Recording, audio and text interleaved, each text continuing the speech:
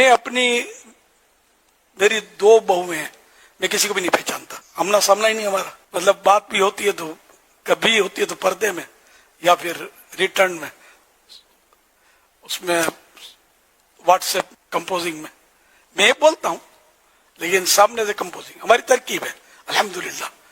تو حالانکہ جائز ہے آمنا سامنا، لیکن میں بچتا ہوں. اور بہتر بھی ہے کہ بچے کہ یہ رشتے جو ہے نا یہ خطرناک رشتے ہیں. بھائی بہن میں مسئلہ ہونا بہت تھوڑا دور کی بات ہے، لیکن یہاں خطرہ زیادہ ہوتا ہے. اور سسر اور بہو کے واقعات بھی بنتے ہیں. اس طرح ساس جو ہے وہ داماد کی ترکیب آؤٹ ہو سکتی ہے، خطرہ زیادہ ہے، ان میں زیادہ بچنا ہے. تو اب یہ ملنے کا وہ یہ کہ سلام کرے، اور جہاں جہاں ضرورت ہے محسوس کرتا ہے تو نگاہوں کی حفاظت بھی کرنی ہے. اور بعض اعضاء تو ایسے ہیں کہ جہاں بیٹا ماں کے بھی نہیں دیکھ سکتا وہ اعضاء، ان سے تو نظر بچانی ہے. تو اسی طرح بھائی کی، بہن کے، بھتیجی تو بھانجی، تو ان سب سے موقع کی مناسبت سے، بھتیجی ہے چھوٹی سمجھے تو اس سے ملنا تو اپنا موقع ہے، اب وہ جوان ہے تو اس سے پھر اپنی احتیاط ہے. تو اس طرح موقع کی مناسبت سے ملاقات کرے. اور جیسے کہ رضائی رشتے ہوتے ہیں، دودھ کے رشتے بھی رشتے ہوتے ہیں، تو اس میں بھی یہ دودھ کے رشتے ہوتے ہیں نا، اس میں یا وہ جو حرمت مساہرت کے ذریعے رشتے ہیں، سسر جو داماد، ساس داماد، سسر بہو، یہ سب رشتے نازک ہوتے ہیں. ان میں مطلب خطرات بہت ہوتے ہیں، تو اس لیے ان میں بچنے کی کافی ضرورت ہے.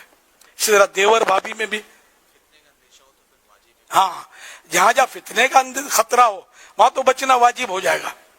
دیور بھابھی تو یہ تو ہیں اجنبی ایک دوسرے کے، ان میں بھی بڑی دعا سلام چل رہی ہوتی ہے معاذ اللہ، اور بڑے مطلب کہ بہت کچھ ہو رہا ہوتا ہے گھروں میں، اور فری شپ ہوتی ہے، مذاق مسخری چل رہی ہوتی ہے.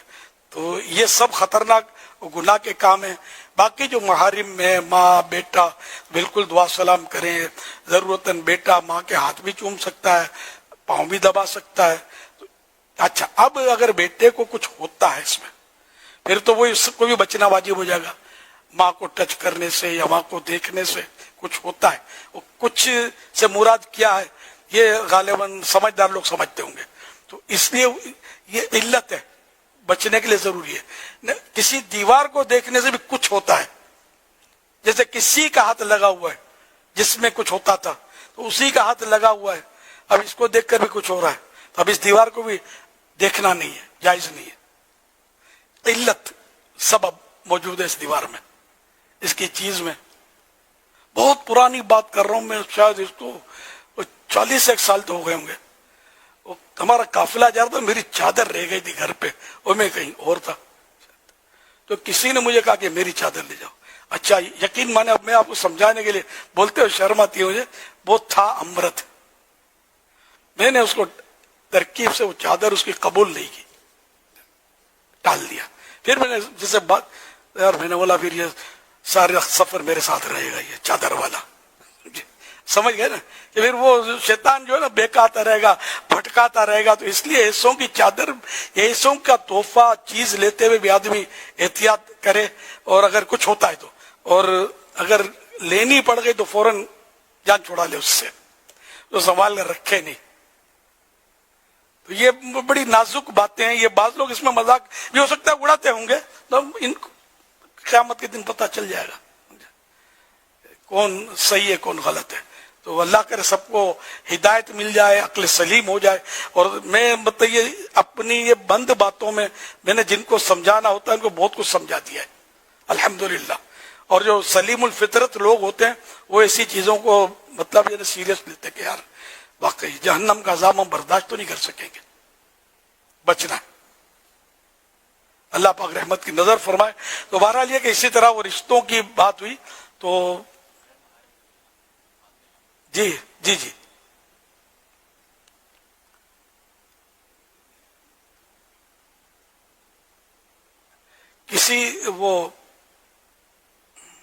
کسی شخص کے سر میں لوہے کی کنگھی پھیری جائے، حتیٰ کہ وہ اس کا گوشت چیرتی ہوئی ہڈی تک پہنچ جائے، یہ اس سے بہتر ہے کہ کوئی ایسی عورت اس مرد کو چھوئے جو اس کی محرم نہ ہو. اب یہ تو ہاتھ ملاتے ہیں آج کل، تو یہ کتنی مطلب کہ زبردست حدیث پاک میں مثال دی گئی ہے. جمع الجواب میں جلد 6 صفحہ 546 کی یہ مطلب روایت میں نے آپ کو سنائی. نبی اکرم صلی اللہ علیہ وسلم نے فرمایا جس نے کسی عورت کی ہتھیلی کو چھوا، یہ ہاتھ ملانے والے غور کریں، مرد و عورت سے آج کل ہاتھ ملانے کا رواج بھی ملا، بلکہ اس سے بھی 2 قدم آگے بڑھ چکے ہیں، یہ بھی سنا ہے میں نے. تو پیارے آقا صلی اللہ علیہ وسلم نے فرمایا جس نے کسی عورت کی ہتھیلی کو چھوا، حالانکہ اس کے لیے اس عورت کی ہتھیلی چھونے کا کوئی جواز نہ تھا، تو قیامت کے دن اس کی ہتھیلی پر انگارہ رکھا جائے گا.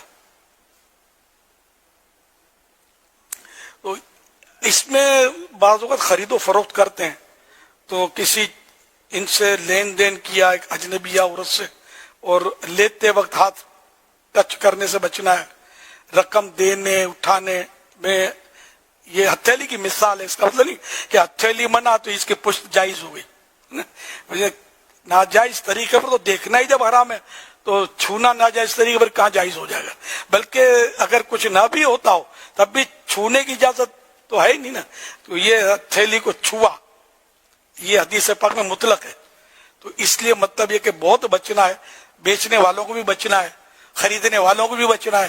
عورت نے اگر مرد کے تاجر کے یا جو بھی بیچ رہا ہے اس کو اس طرح چھوا کیا تو وہ بھی پھنسے گی. نامحرم سے ہاتھ ملانے اور چھونے کے متعلق اللہ کے پیارے نبی صلی اللہ علیہ وسلم نے ارشاد فرمایا تم میں سے کسی کے سر میں لوہے کا سوا یعنی بڑی سوئی چبھو دیا جائے، یہ اس سے زیادہ بہتر ہے کہ وہ نامحرم خاتون کو، نامحرم عورت کو چھوئے. حوالہ المعجم الکبیر للطبرانی جلد 20 صفحہ 211 قاہرہ پرنٹ بائی قاہرہ.